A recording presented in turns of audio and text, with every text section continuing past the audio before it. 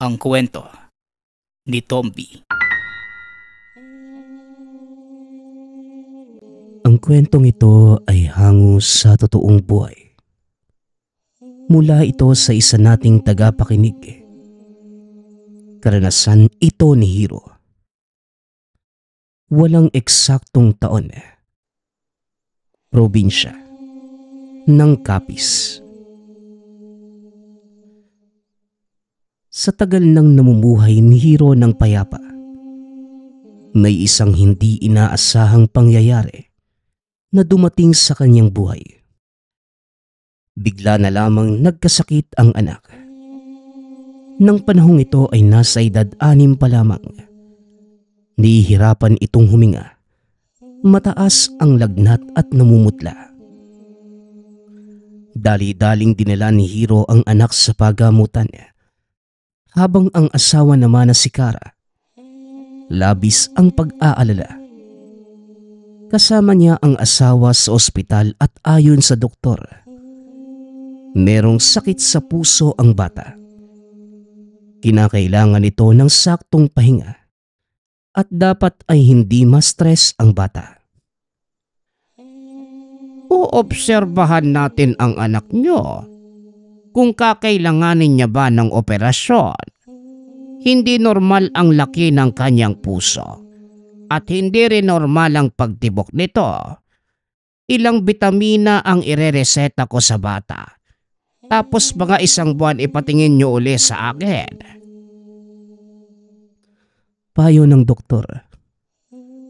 Nang mga sandaling yun, parang dinudurog ang puso ni Hiro. Bukod sa hindi pangkaraniwang sakit, nasa delikadong parte pa ng katawan ng bata. Inisip ni Hiro ang kinabukasan ng anak. Sobrang bata pa nito ngunit may sakit na sa puso. Ganun pa man, tinataga ni Hiro ang sarili. Sinunod ang payo ng doktor. Ngunit makalipas lamang ang 1 linggo ay tila lumalala pa ang sakit ng bata. Yung asawa niya naman, naghe-hysterical na at kung minsan ay kinakausap ang sarili. Tila dinapuan na ng sakit sa pag-iisip. Hindi malaman ni Hiro ang gagawin. Hanggang sa isang gabi, papakainin niya dapat ang mga alaga. Para sa kalaman ng lahat, si Hiro ay nagmamay-ari ng 3 sigbin. Si Itim, Puti, at si Kayumanggi. Kaso nga lang, hindi niya makita yung isa. Nawawala si Itim. Habang yung 2 natira naman, hindi kumakain. Tinititigan lamang ang inaabot niya at dinidilaan. Ano kayang problema ng mga to? Dumadagdag pa sa problema ko eh. Oh, bakit wala si Itim? Wika ni Hiro. Dahil dito naisipan niyang puntahan ng kaibigan ng lola. Katulad ng lola, may alaga din itong sigbin ngunit iisa lang. Ang pangalan nito ay Manang Aimee. Nakatira ito sa bukid. Nang makarating si Hiro ay kita ang pagkagulat sa mukha ng matanda. Kasalukuyan itong nasa gilid ng pugon sa tabi ng tahanan. Takip-silim na ng mga sandaling yun. Oh, Dong, abay iba ang presensya mo ngayon. Parang problema sa mga alaga mo, ha? Wika ni Manang Aimee na ipinagtataka ni Hiro. Yun nga po yung pinunta ko rito eh. Sumaglit lang ako kasi nagmamadali din ako. Dahil may sakit yung anak ko eh. Pati nga yung asawa ko, parang nawawala na sa pag-iisip eh. Tugon ni Hiro. Pinapasok naman ito sa bahay ni Manang Aimee. Ang sabi ng matanda, kumakalas ang mga alaga niyang sigbin. Nakita ko yung reaksyon ng alaga ko nang makita kanyang paparating. Biglang nagalit at nawala. Dati naman lumalapit ito sa'yo dahil nga naaamoy nito ang sigbin sa katawan mo. Hindi kaya may kumukontra sa alaga mo, Dong? Baka may gustong kunin ito sa'yo nang hindi mo napapansin. Humihina din ang poder mo na parang isang normal na tao ka lang. Naiwan naman sa'yo lahat ng kaalaman ng lola mo, hindi ba? Dagdag ni Manang Amy. Kumunot ang mukha ni Hiro at nag-isip ng malalim. Ganun po ba? Hindi ko na kasi masyado nabibigyan ng atensyon yung mga alaga ko Dahil nga bala ako sa trabaho. Tsaka, hindi na din ako nakakapagdebosyon sa mga gamit ni Lola Sa tingin niyo po ba, ano o sino yung kumukontra sa akin Abay, tao din syempre. Pero katulad nating may karunungan, ang pinakamalapit na salarin mangkukulam. Kailangan mong malutas ang problema mo at baka makuha sa'yo ang mga alaga mo. Subukan mong alamin sa pamamagitan din ng alaga mo kung saan ito nagpupunta. Baka ang mangkukulam din ang dahilan kung bakit nagkasakit ang anak at asawa mo. Pagpapaliwanag na matanda. Walang sabi-sabi. Kagad namang umuwi si Hiro. Tinawag pa ito ni Manang Amy. May sasabihin pa sana ngunit nagmamadali na siyang umalis. Ay sus, problemado nga. Hindi bale. Kapag hindi mo nalutas, tutulungan na lang kita. Wika ni Manang Amy sa sarili habang pinagmamasdan si Hiro papalayo. Nang makarating sa tahanan, kagad niyang kinuha ang gamit ng lolang kwintas. Ito yung barya na kulay ginto. Dito niya nararamdaman ang kakaibang presensyang bumabalot sa paligid ng tahanan. Napabitaw na mabigat na salita si Hiro sa sarili dahil kilala niya ang ganitong presensya. Galing nga sa mangkukulam at totoo ang sinasabi ni Manang Amy. Matapos yon, nagpunta ito sa kusina at kinuha ang pangtawag sa mga alaga. Ito yung 2 takip ng kaldero na kinakalembang papalakad papunta sa baybayin. Ilang sandali lang lumapit sa kanya ang 3 sigbin. Sinubukan niya itong hawakan. Ngunit si Itim ay tila galit na mangangagat. Habang patuloy na kinakalembang ang takip, pinapasunod niya ang alaga papunta sa tahanan. Pinakain niya ang mga ito at matapos yun, nagbulong ng utos. Itim, Puti, kayo Mangge, tulungan niyo ako. May kinakaharap tayong problema. Ituro niyo sa akin kung sino ang salarin. Nga pala, pasensya na't hindi ko kayo napagtutuunan ng pansin ha. Sobrang halaga niyo sa akin, lalo't ako yung tagasunod. Pakiusap, sundin niyo ang utos ko ha. Wika ni Hiro. Ngunit napakunot ang muka. Dahil dapat magsisipulasan na ang mga ito.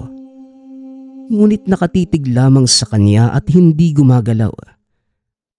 Hanggang sa hinayaan na lamang ni Hiro ang mga alaga.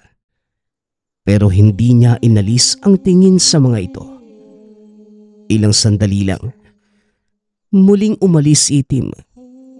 Habang yung 2 naman, nagpunta sa sagingan kung saan ito madalas tumambay. Sinundan ni Hiro ang isa. Kita niyang tila may sakit ito dahil mahina ang paggalaw. Hanggang sa bigla itong tumawid. Dahil sa pagtawid din ni Itim. Dumaan na sila sa lungsod at nagpatuloy pa rin sa pagsunod si Hiro. Sobrang layo ng nilakad niya ng mga sandaling yun. Hanggang sa bigla na lamang huminto ang alaga sa isang eskinita. Pakanluran ito at doon sa tabi ng puno ng mangga huminto ang alaga. May ilang kabahayang magkakasunod papunta sa looban. Karamihan dito, patay na ang ilaw dahil malalim na ang gabi. Sinubukan niyang lapitan si Itim. Hindi naman ito umaalis sa pwesto.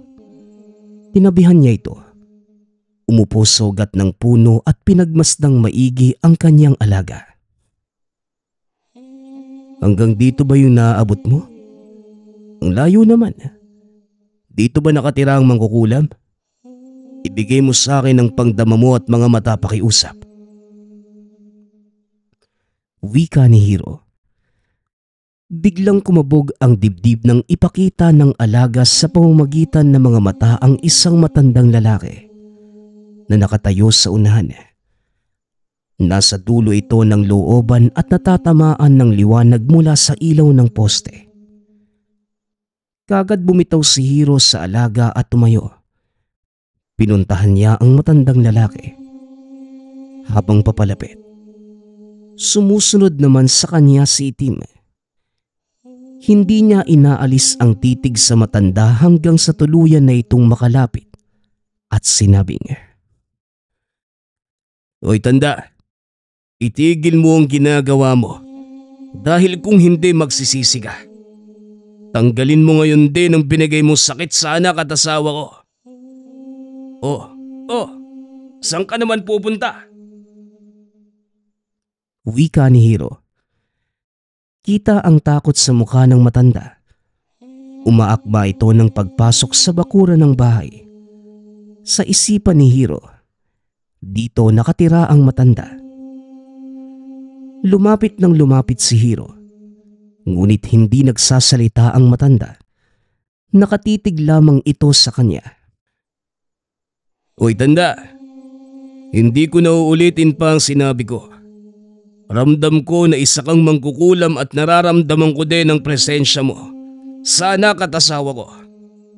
Kaya pala nagkaganito ang buhay ko. Dahil lang pala sa'yo. Ito ang tandaan mo. Kilala na kita. At alam ko ang tirahan mo at kung saan ka matatagpuan. Ipapalapa kita sa mga alaga ko kung hindi mo ititigil ang ginagawa mo. Pasalamat ka at may mabuting loob pa rin ako. Itim, tara na. Umuwi na tayo. Banta ni Hiro. Kagad na nitong linisan ang lugar. Nang makarating sa tahanan, nakita niya ang asawang nasa beranda. Inaantay siya nitong makauwi. Nagtataka naman si Hiro dahil hindi na puyat tignan ang mga mata ng asawa. Napatanong pa ito kung saan siya nanggaling at sumagot naman siya na may pinuntahan lang. Dali-dali niyang pinuntahan ang anak na si Aaron. Sinuri habang natutulog. Pinakiramdaman niya ang paghinga ng bata at laking gulat ni Hiro dahil payapa na ang paghinga nito. Lintik, kamuntikan pang madali ang pamilya ko kung hindi ko lang naagapan ng problema. Maraming salamat sa iyo, Manang Aimee. Kailangan pala, palagi kong alagaan ang aking mga alaga. Pati na rin yung mga gamit ni Lola nang walang magtangka muli. Kara, magpahinga ka na ulit. Mapupuyat ka na naman eh. Wika ni Hiro. Ay teka, parang masigla yata yung mukha mo. Anong meron? Tanong ng asawa. Wala naman. Masaya lang ako makita kayo ng anak ko. Sige na mahal, matulog ka na ulit. Bukas hindi ako papasok sa trabaho. Liliban ako ng 1 linggo para naman malaanan ko ng panahon yung pamilya ko. Wika ni Hiro. Hindi naman nagsalita pa si Kara. Napangiti na lamang ito at miyakap na mahigpit ang asawa. Kinabukasan, umalis si Hiro. Nagpaalam sa amo sa trabaho na liliban muna. Hindi naman tumanggi ang amo. Binigyan siya nito ng pahintulot ayon sa kanyang hiling. Pagka-uwi sa tahanan, Nakita niya ang anak na naliligo sa dagat. Masigla na ang mukha at hindi na makitaan ng panghihina. Pinuntahan naman ni Hiro ang mga sigbin sa sangingan. Nasaan yung bunot ang mga ito? Kinuha niya isa-isa. Dinala sa gilid ng bahay at sinabihang dito na lamang sila manatili sa malapit. Ito ay para masubaybayan din ni Hiro ang mga alaga. Sa mga araw na lumipas, inilaan ni Hiro ang sarili sa pamilya. Kasabay nito, gabi-gabi din siyang nagpupunta sa lugar ng mangkukulam. Kasama niya ang 3 sigbin. Sinusuri ang kilos ng matanda. Sinisigurado na wala na muling magtatangka sa kanyang pamilya at alaga. Ang buong akala ni Hiro ay babalik na sa normal ang lahat. Ngunit pansamantala lamang yun. Walang kaalam-alam si Hiro na pinaghahandaan na pala siya ng maigi ng mangkukulam. Matindi ang pagnanais nitong makuha ang mga alaga sa kanya. Walang kaide-ideya si Hiro sa mga mangyayari. Nagreklamo lamang ang asawa na may palaging bumibisita sa tahanan habang nasa trabaho siya. Ang sabi ng asawa, bibili ng mga tanim na bulaklak. Ngunit sa halip, lumilibot lamang sa buong paligid ng tahanan. Nga pala, nakahiligan ng asawa niya ang pagtatanim ng mga bulaklak at pangongolekta ng iba't ibang uri ng orchids. Bago pa man sila naging mag-asawa ni Hiro, ang unang nagustuhan ni Kara ay ang mga tanim nila sa buong paligid ng bahay. Mga itinanim ng kanyang lolang Yumao. Kaya mas pinarami ito ni Kara. Pinagbebentahan niya rin kung may nais mang bumili. Nang mga sandaling yun, papunta ng trabaho si Hiro. Umaga at kasalukuyan siyang kumakain ng agahan. Yun, Malo. Narito na naman sa harap yung mga misitas ko. Pero bakit? Lumilibot pa siya sa buong paligid ng bahay. 3 beses na magkakasunod na araw na. Wika ng asawa. Nakaramdam ng kakaiba si Hiro na mga sandaling yun.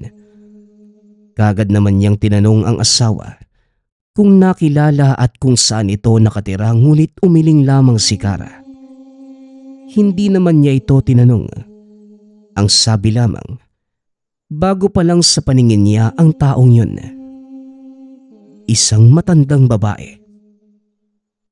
Hindi na kumibo pa si Hiro. Sa halip ay pinuntahan ng mga alaga. Naroon pa rin sa gilid ng kanyang tahanan. Nakatago ito sa anyong bunot. Hindi na pumasok sa trabaho si Hiro ng sandaling yun. Kinuha niya ang kwintas at nag-usal sa harapan ng mga alaga. Maayos naman ang kalagayan, ngunit iba ang pakiramdam niya sa buong paligid.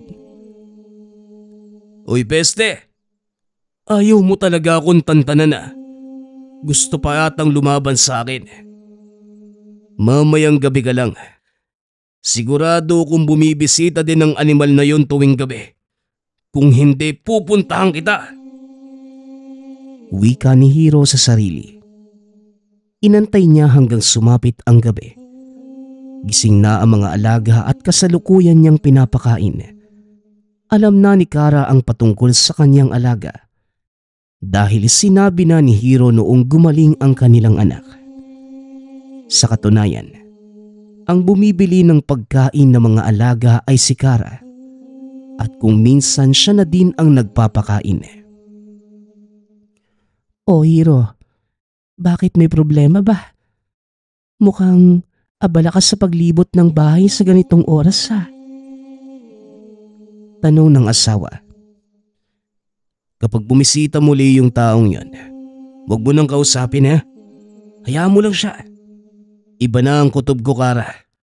Talagang hindi ako titigilan ng taong kumukulam sa inyo ng anak ko. Makuha lang yung mga sigbin. O sige, matulog na kayo. Maya-maya lang papasok na rin ako ng bahay. Mungkahi ni Hiro. Lingid sa kalaman ng asawa. Pupuntahan pala ni Hiro ang bahay ng mangkukulam matapos lumibot sa tahanan. Ang ginagawa ni Hiro, nilalagyan niya ng puder ang buong paligid. Kung sakaling babatuhin ng kulam ang pamilya nila ay hindi yon tatalab. Ilang sandali lang sinitsitan niya ang 3 sigbin. Inutusan niya si Itim na magpunta sa bahay ng mangkukulam at alamin ang mga kinikilos nito. Kagad namang naglaho si Itim, habang yung dalawa naman ay kasama pa din ni Hiro. Ilang sandali lang ay kumilos na si Hiro. Tinapik niya ang dalawa at pinasunod sa kanya. Naglakad lamang siya papunta sa lugar. At nang makarating ito, napansin niyang naroon lamang si Itim sa kanto ng eskinita. Inutusan niyang lumapit sa bahay. Ngunit ayaw gumalaw ng sigbin. Tila natatakot na pumasok sa lugar. Napabuntong hininga si Hiro. Pinasok niya ang looban at dito na kumilos si Itim. Sumunod kay Puti at kay Umanggi at bigla na lamang gumilid sa damuhan. Nang makarating sa harapan ng bakuran, nagbitaw siya ng mga katagas sa lugar. Inaantabayanan kung may lalabas sa bahay. Hanggang sa nagbukas ang bintana at dito niya nakita yung matandang babae at yung matandang lalaki na nagbigay ng sakit sa kanyang asawa at anak. Kumabog ng malakas ang dibdib ni Hiro. Ramdam na niya ang dalawang presensya ng mangkukulam. Nayawa na. Mag-asawa pala ang matandang bumibisita sa bahay. Asawa pala niya yung kumulam sa asawa at anak ko. Maayong gabi. Maaari ko ba kayong makausap dalawa? Wika ni Hiro sa mag-asawa. Nakita niyang kinakausap na matandang lalaki ang asawa. Pero yung matandang babae, nanlilisik yung mga mata habang nakatitig kay Hiro. Lumabas ng bahay ang matandang babae at sinabing, Malakas at matalino ka pala. Kaya pala hindi ka kayang pataubin ng asawa ko. Baka inaakala mong katulad niya ako. Alam ko ang sadya mo sa lugar. Aber, sige nga't magbitaw ka uli ng orasyon. Titignan natin kung hindi ba ito babalik sa'yo. Banta na matandang babae. Ilang distansya lamang mula sa loob ng bakuran. Tanda, hindi yan ang gusto kong mangyari. Hindi hamon kung hindi ang magkausap muna. Pero dahil na rin sa inasta mo, alam ko na may balak ang masama sa akin. Susubukan mo ako sa loob ng bakuran mo. Bakit hindi ka lumabas ng walang poder? Kagaya ng ginawa kong pagpunta rito. Tapang lang ang dala at hindi umaasa sa poder sa teritoryo. Kung hindi poder lang sa katawan, hindi ba't sinabi mo nga, iba ka sa asawa mo. Ipakita mo dito sa labas. Paghamon ni Hiro. Nagalit ang matandang babae. Binuksan nito ang tarangkahan at nakita ni Hiro na may hawak itong bagay habang bumubuka ang bibig. Narinig niya ang pagpulasa ng mga alagang sigbin sa masukal na lugar at nagpunta sa likod ni Hiro. Sobrang galit na mga mukha ng nilalang. Kita ang bangis ng mga ito at umaakma pa ng pagsunggab sa matanda. Sumenyas naman gamit ng kamay si Hiro. Pasimpleng sinabihan ang mga alaga na mag-antay lamang sa kung anong gagawin ng matanda. Ilang sandali pa, nakaramdam ng pamamanhid ng katawan si Hiro. Kasabay nito na tila may mainit na tumutusok sa kanyang katawan. Pinapatamaan pala ng tegalpo si Hiro. Habang ang mga alaga naman, hindi na mawari ang itsura sa galit.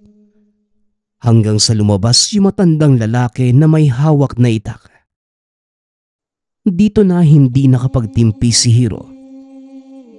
Pagbitaw niya ng isang salita, mabilis na sinunggaba ng mga sigbin ang matandang babae. Patuloy lamang sa pagbato ang matanda ng Tegalpo sa mga alaga.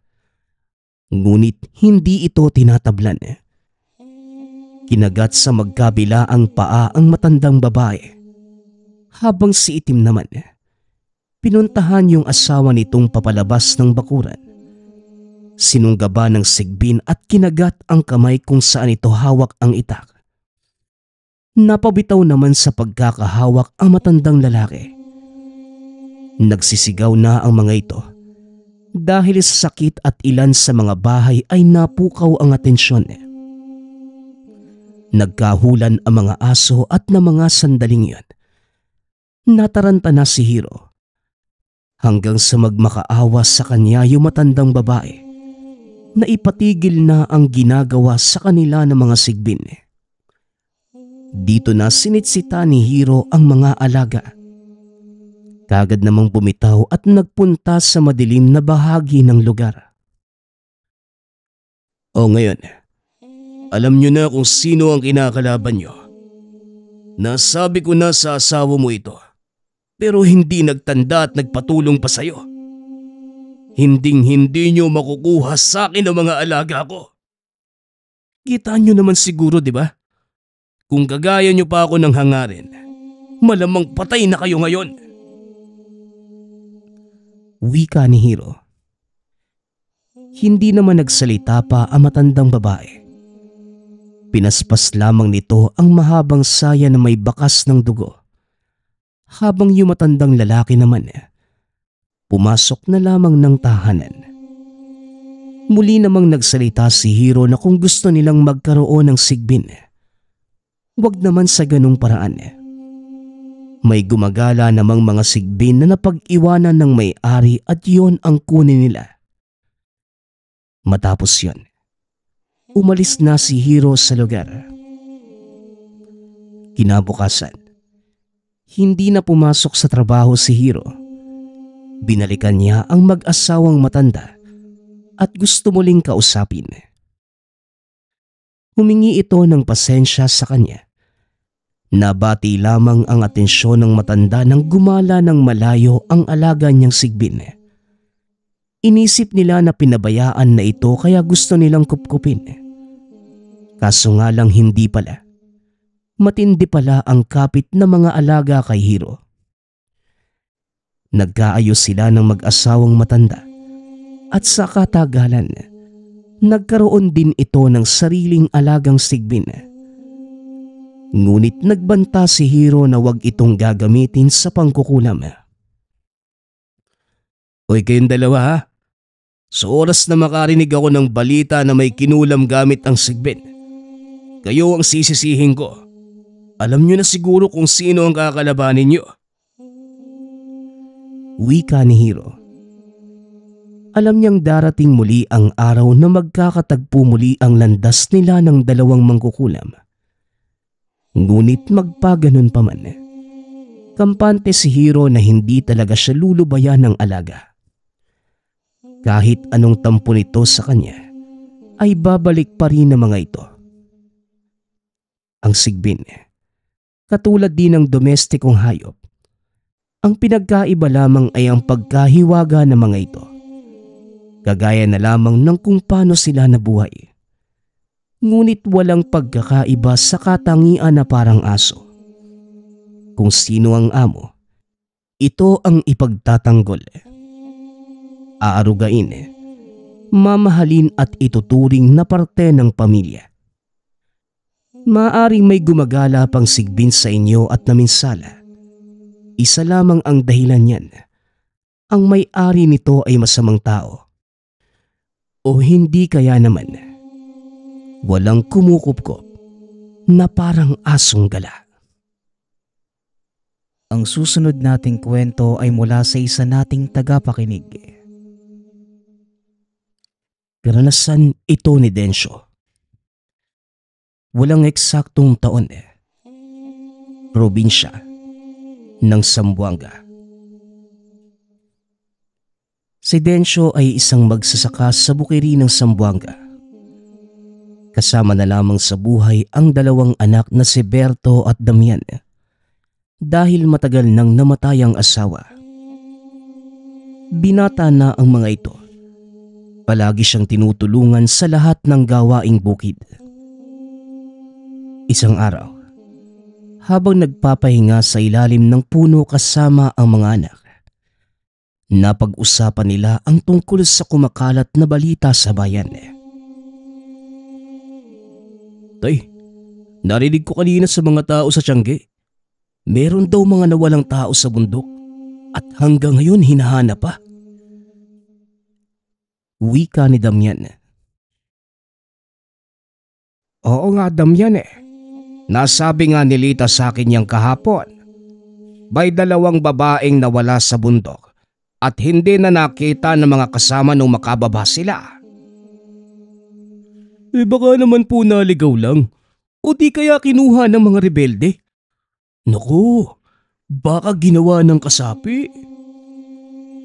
Biglang singit ni Berto. Hindi pa natin alam kung saan talaga sila, anak. Maraming posibleng nangyari. Maaring naligaw, kinuha ng rebelde o kaya naman.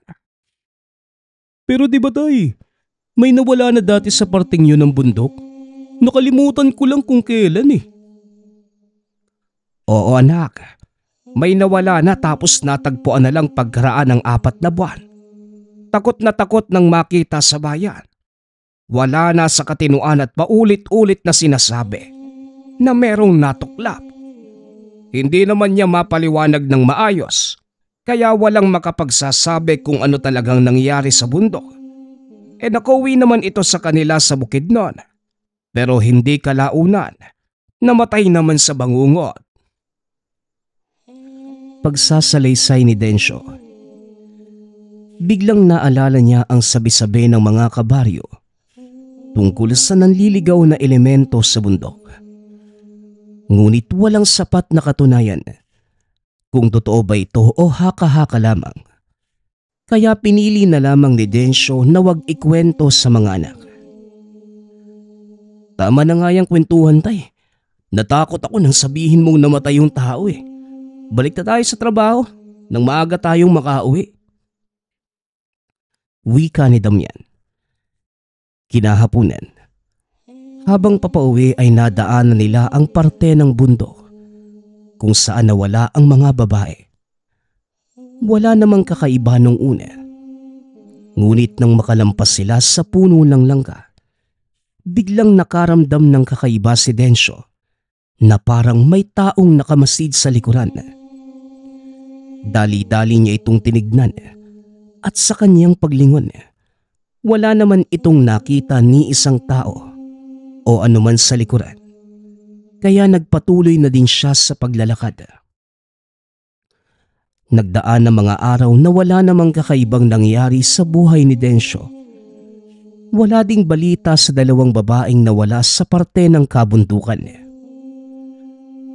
Sa isang hindi inaasahang pagkakataon, habang nagbubungkal ng lupa ang anak na si Damian, may nadinig itong sigaw sa gubat. Sinabihan siya ng anak at napatigil sa ginagawa. Pinakinggan itong maigi ni Dencio at narinig ang tinig ng isang babae sa hindi kalayuan. Tara tay, puntahan natin. Baka kailangan niya ng tulong Wika ni Damian. Saglit lang anak, pakiramdaman muna natin. Baka rebelde kasi, mapahamak pa tayo.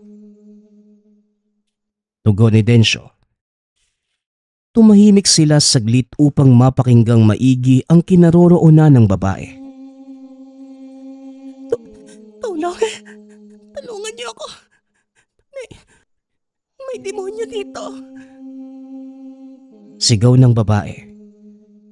Nang marinig muli ang sigaw, kagad napatakbo ang mag-anak sa lugar. Laking gulat nang madatnan ang isang nakatalikod na nilalang. Napakaitim ng balat. Napakakintab nito habang yung babae naman ay nakadapas sa lupa. Papalapit na sa kanya ang nilalang, kaya kagad kinuha ni Densyo ang atensyon nito. Hoy!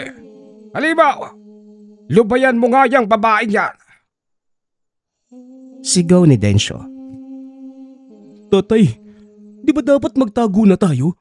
Mukhang mas malala pa yan sa mga rebelde. Wika naman ni Berto. Hindi na nakasagot pa ang ama nang humarap ang nilalang. Napakapangit ng itsura nito. May malalaking itim na mga mata. Makapal at napakalapad na labi. Mahabang mga braso at hita, ngunit ang mas ikinagulat nila, wala itong suot na saplot. Nakalabas lamang ang malaking pagkalalaki nito. Halos hindi makagalaw ang mag-ama sa nasilayan. Ngunit kagad namang nag-usal na mga orasyon si Densyo. Binato ng lupa ang nilalang upang maitaboy. Napasigaw at napaatras ito sa ginawa ni Densyo. Habang nakatakip ang mga kamay sa muka ay kagad namang kinuha nila ang babae. Tumakbo papalayo sa nilalang. Kahit nakalayo na sa lugar, dinig na dinig pa rin nila ang pag-atungal ng nilalang. Pagkawi sa tahanan, kagad nilang pinainom ng tubig ang babae. Patuloy pa rin sa pag-iyak at panginig, kaya binigyan muna nila ito ng damit upang makapagbihis dahil napansin nilang punit na ang suot nito. Matapos magbihis, humiga sa mahabang upuan at kagad itong nakatulog. Tatay, nakakaawa naman yung babae, no? Mukhang pagod na pagod sa mga nangyari. Wika ni Berto. Hayaan na muna natin siyang makapagpahinga, anak. Tsaka na natin siya dalhin sa bayan kapag maayos na ang pakiramdam niya. Tugon ni Densyo. Tay, ano po pala yung nakita natin kanina? Sa lahat ng kwentong bayan wala pa po kong nadinig na merong ganong kalaking pagkalalaki. Nakakatakot talaga yung itsura, tay. Mukhang mahihirapan akong makatulog nito mamaya. Wika ni Damian. Biglang napaisip si Densyo dahil kahit siya, hindi din alam kung anong klaseng elemento ito. Sa totoo lang, anak, hindi ko din alam kung ano yon. Mukhang bago ang lamang lupang yon sa kalamang ko. O baka hindi talaga nagpapakita sa mga tao. Mabuti na lang at malapit tayo sa lugar. Nakita natin ang elementong yon. Kundi napahamak na sana itong babae. Tugon ni Densyo. Gabi na nang magising ang dalaga. Kalmado na at nakakausap na rin ng maayos. Nagpakilala itong Sandra, isa sa dalawang babaeng nawawala sa gubat. Pinsan ko po yung isa pang nawawalang babae. Hindi ko po alam kung saan siya dinala ng nilalang na yon. Nang araw na nawala kami, nahiwalay kami ng pinsan ko sa grupo dahil may nakita kaming napakagandang ibon. Sinundan namin at napadpad kami sa isang masukal na parte ng gubat. Napansin naming magagabi na, kaya napagpasyahan naming bumalik sa mga kasama. Pero napansin kong pabalik-balik na kami sa lugar. Kaya minarkahan ko ang isang puno at pagkaraan lamang ng ilang minuto, naroon na naman kami sa puno na may marka. Kinabahan na kami ng mga sandaling yon. Hindi na alam ang gagawin. Pagsapit ng gabi, napagod na kami sa pagpapaikot-ikot. Kahit anong pagsigaw namin, wala pa ring nakakarinig.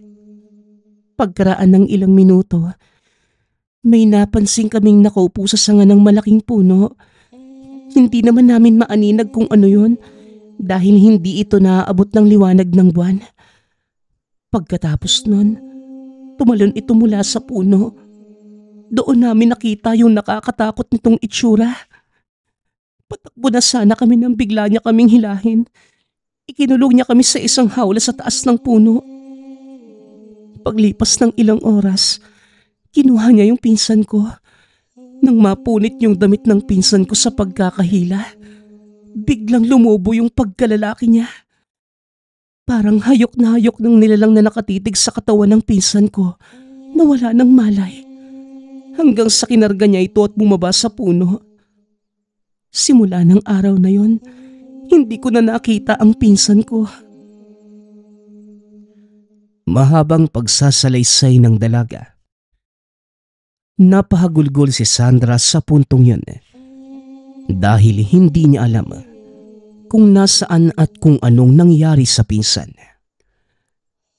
Paano ka naman nakalabas at nakababa sa puno nang makita ka namin kanina?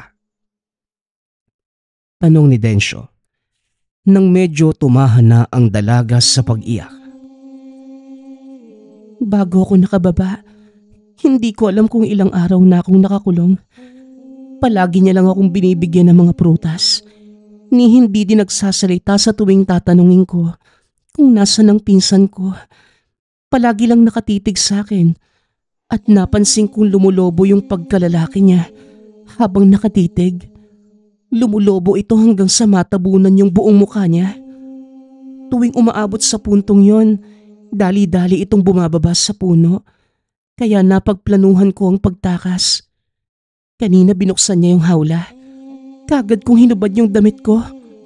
Napaatras siya nang biglang lumubo yung pagkalalaki niya. Ginamit ko ang pagkakataong yon para makalabas. Kagad ko rin naman sinuot yung damit ko at bumaba na sa puno pero naabutan niya ako. Napadapa na lang ako sa lupa sa pag-aakalang katapusan ko na. Hanggang sa narinig ko kayo, Manong. Nabuhayan ako ng pag-asa lalo na nung makita ko na 3 kayo. Abay, manyak pala yung elementong yon ha. Itong anak ko ang nakarinig ng sigaw mo. Akala ko nga may rebeldeng nambibiktima, kaya hindi kami kagad lumapit. Nang marinig muli namin ng sigaw mo, kagad naming pinuntahan ang kinaroroonan mo. Nakabaliktad ba yung damit mo kanina nang maisuot muli? Tanong ni Densyo. Ay opo, huhubarin ko nga po sana nang mapansin kong baliktad Pero wala na akong oras kaya hinayaan ko na lang. Tugon ni Sandra habang nahihiyang napatingin sa mga anak ni Densyo. Sa ginawa mong yon, nakaligtas ka sa sabulag na ginawa ng tambaluslos iha. Kaya ka namin narinig kanina dahil nakatakas ka sa sabulag niya. Sabay-sabay nagulat ang 3 sa sinabi ni Densyo. Tumbalos-los tay? Yung mapaglarong nanlilin lang sa gubat? Akala ko ba haka-haka lang yun? Wika ni Berto. Binata pa ako nang marinig ko ang tungkol dyan. Akala ko rin kwentong bayan lang ang mga nilalang na yon. Ayon sa sabi-sabi, ang mga tambaluslos, nanlilin lang at nililigaw ang mga taong napupunta o napapadaan sa lugar ng tirahan nito. Kailangan mong baliktarin ang iyong damit para makatakas ka sa sabulag. At sa tuwing tumatawa, natutuklap ang mga labi at natatakpan ang buong muka. Salaysay ni Densyo. Ngunit hindi na ikwento sa kanya ang tungkol sa pagkalalaki nito na ngayon niya lamang nalaman Pero hindi ko po nakita yung pagkatuklap ng mga labi nito, Manong. Wika ng dalaga. Hindi siguro natuwa ang tambaluslos sa inyong magpinsan. Yung mga nawala dati tay, baka sila po yung palaging pinapakitaan ng pagtutuklap ng labi kaya nabaliw. Pero paano kaya sila nakatakas ng mga panahong yun? Walang makapagsasabi, anak. Pero siguro, yon ang dahilan kaya nabaliw sila. Ang importante ngayon ay ligtas ka na, Sandra.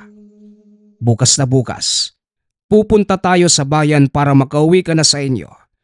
Hindi na siguro kailangan pang pumunta sa mga pulis. dahil siguradong hindi nila tayo paniniwalaan. Wika ni Densyo sa dalaga. Kinaumagahan nadatna ni Damian si Sandra na nakatulala habang nakaupo sa harapan ng tahanan. O Sandra, gising ka na pala. Maganda ka na dahil maya-maya lang. Ihahatid ka na namin sa sakayan. Wika ni Damian. Napatingin ito sa kanya. Hindi ba kayo natatakot?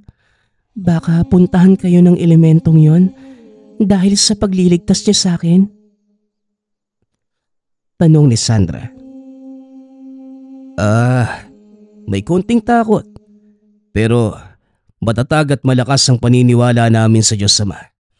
Tsaka tinuruan din kami ni Tatay ng konting orasyon para may pagtanggol ang mga sarili namin sa mga masasamang elemento.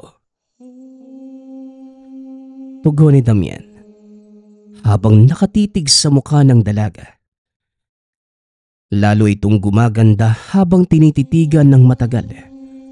Kaya siguro natipuhan silang magpinsan ng tambaluslos. Totoo pala yung mga orasyon? Maraming salamat pala sa pagliligtas niyo sa akin ha. Salamat din sa damit. Walang anuman Palagi ka lang magdadasal ha. Lalo na kung pupunta ka sa lugar na hindi mo pa kabisado. Hoy kayong dalawa, kumain na tayo para makababa na sa bayan at nang maihatid ka na namin sa sakayan, iha.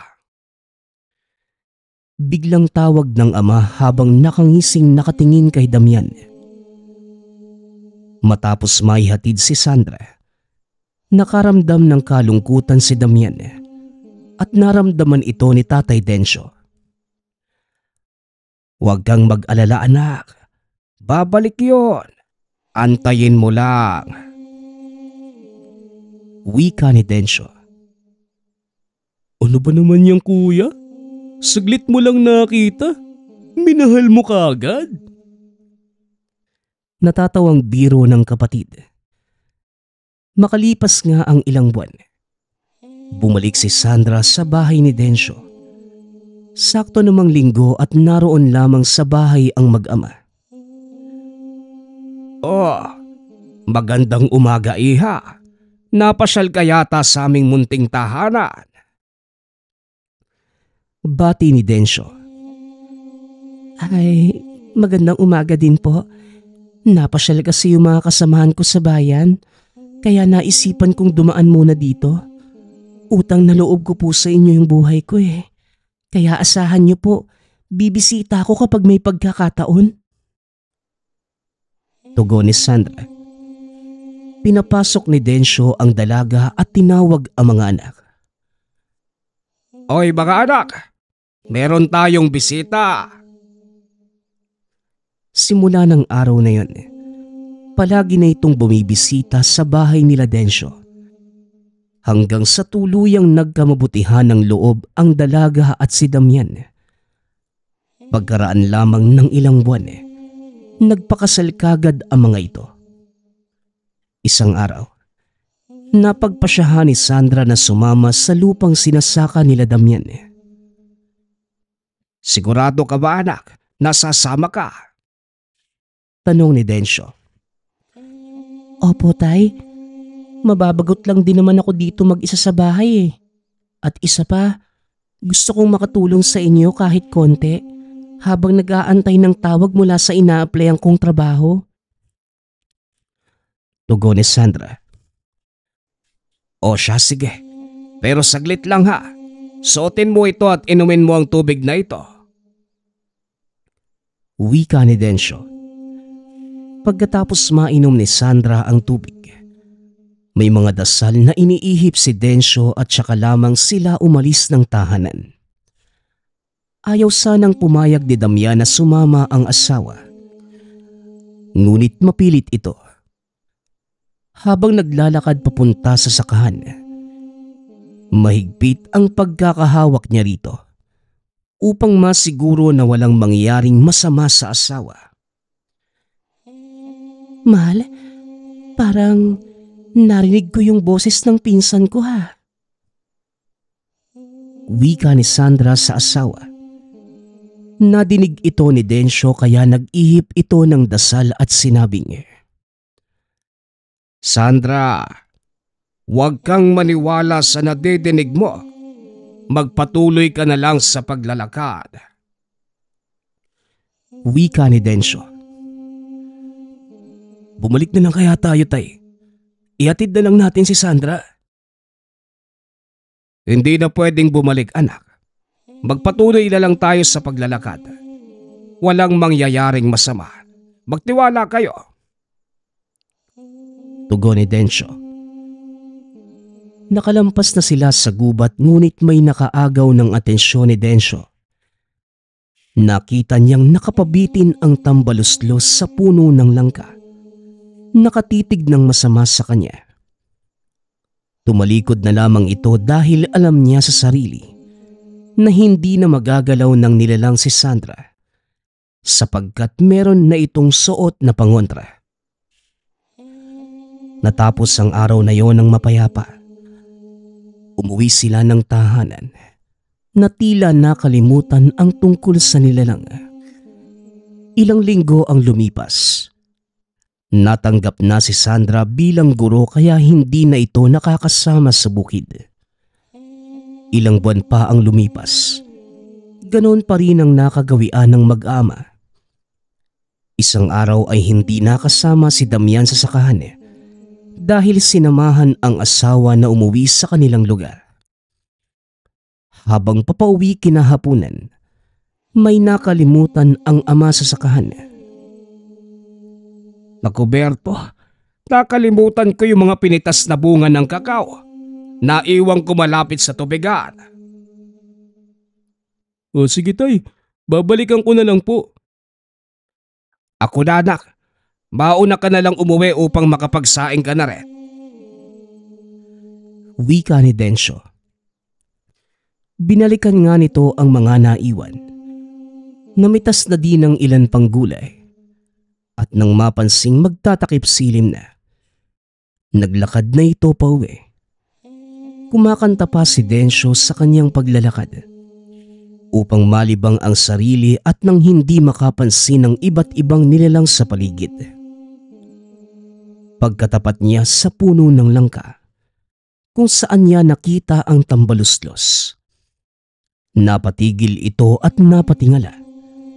Nakita niya ang hitik na bunga kaya nagbiro ang matanda. Oy tambaluslos, bigyan mo naman ako kahit isang bunga lang. Ang bango na ng mga yan At sigurado kung hinog na. Hindi mo naman siguro mauubos kainin ang lahat ng yan. Biro ni Densyo. Wala namang nangyari at hindi rin nagpakita ang nilalang. Kaya nagpatuloy na lamang siya sa paglalakad. Ilang minuto ang lumipas. May nadaanan muli siyang langka. Nagulat ito nang makita ang anak na si Berto sa taas ng puno. Pinipitik-pitik nito ang mga bunga. Oy Berto, ano bang ginagawa mo dyan? Buwaba ka nga. Akala ko pa umuwi ka na. Pagtawag sa anak. Ngunit may kakaibang naramdaman ng matanda. Napansin niya na parang kakaiba ang ikinikilos ng anak. Oy Berto, lintek, buwaba ka nga rito at baka mahulog ka pa dyan. Sigaw niya sa anak. Nabigla ito nang sumagot ito sa garalgal na boses. Akala ko ba gusto mo ng langka? Pinipili ko ang pinakamatamis na may saktong hinog tanda. Kaya mag-antay ka dyan sa ibaba. Sagot ng nilalang. Sa pagkakataong yun, alam niyang hindi ito ang anak. Lalo pa itong nagulat nang humarap ito sa kanya at nagsimulang humalakha. Biglang natuklap ang mga labi nito. Dahan-dahang natakpan ng muka kaya biglang napatakbo si Densyo. Napansin muli niya sa unahan na naroon na naman ang puno ng langka kung nasan ang tambaluslos. Patuloy pa rin ito sa paghalakhak habang natatakpan ang buong pagmumukha ng sariling balat. Kaya kagad binaliktad ni Densyo ang damit. Nag-usal na mga orasyon. Nakita niyang nalaglag lahat ng bunga ng langka at ng makalampas. Tuluyan na itong nakauwi. Hingal na hingal si Densyo pagkarating sa tahanan, kaya nataranta ang anak. O tay, ano bang nangyari sa'yo? Buang talaga yung tambalos-los na yan eh. Akalain mong napagdiskitahan ako. Ikuha mo nga muna ako ng tubig na may asin, anak. Utos ni Densyo. Matapos niyang uminom, ikwinento niya lahat ng nangyari. Umagalpak sa tawa ang anak nang marinig ito. Ikaw naman pala yung may kasalanan, tay. Nangingi ka naman kasi. Mapagbigay naman pala yung nilalang sa'yo. Dapat kasi hindi mo na biniro ng ganun. Natapon tuloy lahat ng dala mo. Ay, ewan ko ba. Minsan kasi itong bibig ko hindi ko mapigilan eh. Pero hindi pala mabiro ang mga lamang lupa, ano? Wika ni Densyo. Nang makauwi sina Damian at Sandra, ikwinento niya kagad ang tungkol sa nangyari. Pati ang mag-asawa ay natawa. Akalain mo yun, tay? Kaya palang manggaya ng anyo ng tambaluslos? Ngayon ko lang din nalaman, anak. Kung hindi pa yun nangyari sa akin, hindi rin natin malalaman na kaya pala nilang magpalit ng anyo. Wika ni Densyo. Napag-isip-isip nito na masama pala talaga ang magbiro sa mga kakaibang nilalang sa paligid. Kung wala siguro siyang kaalaman sa lihim na karunungan, napahamak na ito sa mga nangyari. Magpasa hanggang ngayon, palagi pa rin niyang ikwinikwento sa mga apo ang tungkol sa tambaluslos. Nagpapasalamat nga pala ako sa lahat ng sumusuporta sa ating channel. Nawa ay patuloy niyong suportahan at pakinggan ang ating mga kwento. Hanggang sa muling pakikinig. Paalam.